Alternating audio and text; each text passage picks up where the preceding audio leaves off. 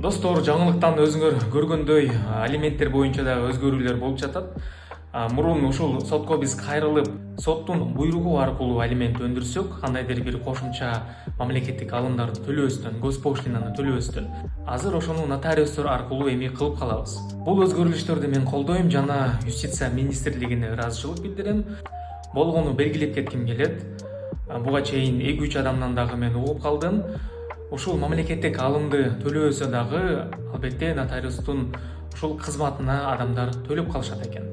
Буга чейин сотко кайрылганда эч бир нерсени төлөбөй кайрылышса, азыр ошондой эле мамлекеттик алым төлөшпөйт, бирок нотариустун акысын төлөп калышат экен. Эми бул баардыгында ошондой болуп жатабы билбейм. Эми практикада балким да өзгөрүүлөр болоттур.